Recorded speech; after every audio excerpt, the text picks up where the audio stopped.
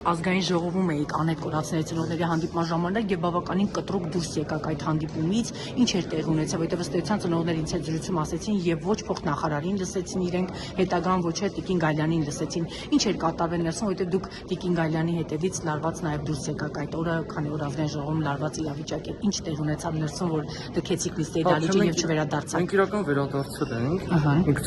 չեք տեսել, Տիկին Գալյանը երևի մի քիչ լավ չէր զգում, դրա համար դուրս եկավ, հետո վերադարձավ, բայց մեր զեկույցները մենք իրականում նախապատրաստվել էինք զեկույցի, բայց շատ երկար տևեց, եթե տեսակ, եթե չեմ սխալվում 6 ժամից ավելի։ Գրեթե 7-8 ժամ։ Այո, հետևաբար, քանի որ շատ երկար տևեց եւ չհասցրեցինք իրականում զեկույցը ներկայացնել, բայց մենք այնտեղ էինք եւ պատրաստել էինք զեկույց կապված նախագծի հետ օրենսդրական փոփոխության, որը առնչվում է հենց Անհետ Կորացների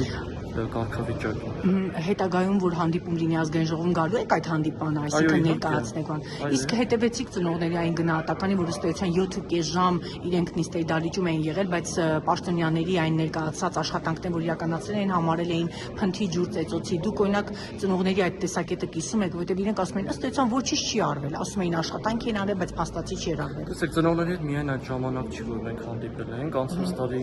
դեկտեմբերին էլ դրանից առաջ էլ հանդիպում եղել է, իհարկե ավելի փոքր կազմով,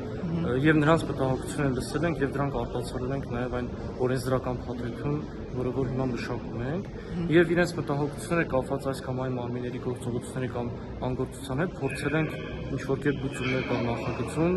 Նախագիծը հրապարակված է, կարող եք ծանոթանալ, եւ մենք առաջիկայում նաեւ կազմակերպելու ենք ծնողների հետ հանդիպում նախարարությունը, որպեսզի ներկայացնենք նախագիծը, քանի որ չկարողացանք ազգային ժողովում դրա մասին խոսել։ Իսկ ներողություն Տիկին Գալյանը այդ իրավիճակից էր լարվել դուրս եկել, դուք փորձում եք օգնել իրեն, քանի որ դուք իր հետևից գնում եք, մենք այդպես Ես փորձեցի հասկանալ ինչ է կատարում, հետո տեսա, որ որևէ չլուրջ խնդիր չկա, վերադարձա, ինքն էլ հետո վերադարձել ազգային ժողովի դահլիճ։ Իսկ դուք օրինակ պարոն Նազարյանի այդ տեսակետը կիսում եք, ինք ասում է ծնողները վրդովել են, ասում են հանկարծ մի ասեք այն արտահայտությունը, մեր երեխաներին պետք է փնտրեք ողջերի մեջ, այլ մահացածների մեջ չպետք, դուք կիսում եք այդ տեսակետը։ Մենք դեկտեմբերին, երբ որ ունեցանք ծնողների հետ հանդիպում, շատ այսպես բաց իրենց հետ խոսել ենք այդ թեմայի շուրջ եւ նաեւ այդ հարցը մենք ենք տվել, որ եթե այսպիսի հարցեր կան,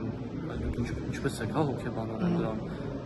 նայում, մենք իրենց հոգեբանական այդ իրավիճակը իրոք հասկանում ենք, որովհետեւ իրենք ուզում են վերջնական պատասխան ստանալ եւ Մենք դրա համար մենք նաև այդ նախագծով, որի վրա աշխատում ենք, փորձելու ենք այնպիսի լուծումներ տալ, որ ծնողները կարողանան ամբողջական տեղեկատվություն ստանալ իրենց երեխաների վերաբերյալ, որ իրոք վստահ լինեն, որ այն ինչ որ կա, դա իրականություն է, բայց եթե ունեն որոշակի կասկածներ, դա իհարկե իրենց իրավունքն է, եւ նաև կան նաև տարբեր մեխանիզմներ, հա, այս հարցեր կապված, օրինակ կա դատական, հա, մեխանիզմ, որ անձը կարող է դիմել եւ դատական կարգով անհայտ բացակայող ճանաչել իր հարազատ։ Մենք սրանից ենք գուցե կարող։